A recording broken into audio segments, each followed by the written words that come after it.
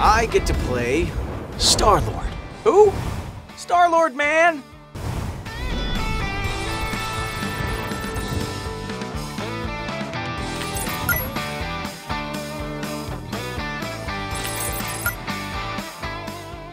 Man, Star-Lord, my favorite thing about him is the fact that as a superhero, he is more of the voice of the regular person.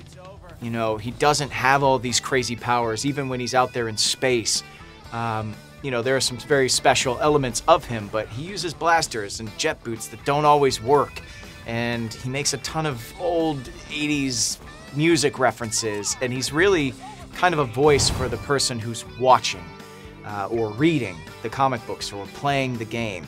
And I love that element of him, his ability to kind of speak to the viewer or the player without having to speak directly to them, just through his worldview of this whole galactic mess. You know, I'm from the Midwest. Star-Lord is originally from Missouri, so I had a leg up with trying to figure out his voice, but it's less about the voice and more about just kind of this nonchalant attitude in the most dire of situations. And there's a lightness about him, but because of that, there's also a vulnerability to Star-Lord that some other superheroes just never display. I always talk about how when Star-Lord gets freaked out, he might even let out a yelp like a "Ah!" Like, that's a Star-Lord thing that you would just never see Captain America do or any of those guys. So for me, it's kind of a natural tone. He's from close to where I'm from, but it's more about just having fun in the craziest situations and acting as though you're impervious, even though you know you are not. And that's what that's really his voice in a nutshell. Oh man, there's so many. I think I said earlier, I love the fact that he really has access to different parts of pop culture that you can bring into a game like this. You know, I got to say, to boldly go where this man has never gone before. And it's, you know, it's takes like that Star-Lord gets to deliver that not every other hero would even have spent time or have the knowledge of where that line comes from. So that was one that I really loved. And then I love Star-Lord's ability to just constantly have a running narrative in his own head, even in the middle of a big speech. You know, worlds colliding, things are ending. That is a total bummer. But what we're gonna do here, and it's just those little lines that Star-Lord says that are just so fun. He has a tendency to make it about him, and in the midst of that, almost have a conversation with himself in the craziest of circumstances. He's so much fun to play.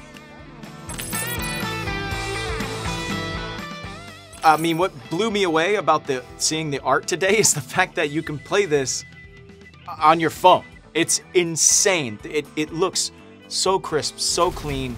The frame rate is crazy. The action is, I mean, there's so much happening constantly, and the fact that I could take that with me is, forget about it, man. I'm excited.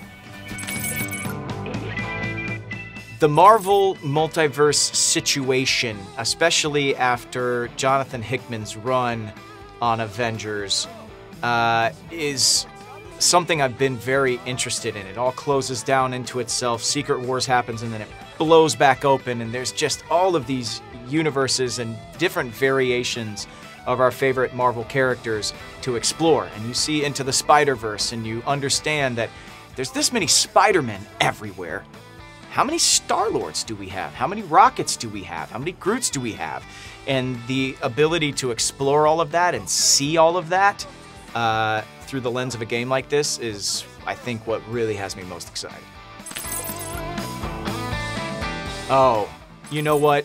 I just say thank you to the fans of Star-Lord out there, because the way you love that character allows me to play this character. And I love stepping in the jet boots every single time. And, you know, I think you guys better buckle up, because this is going to be one heck of a ride. And thank you beforehand for playing and loving it. Marvel Future Revolution. Download now.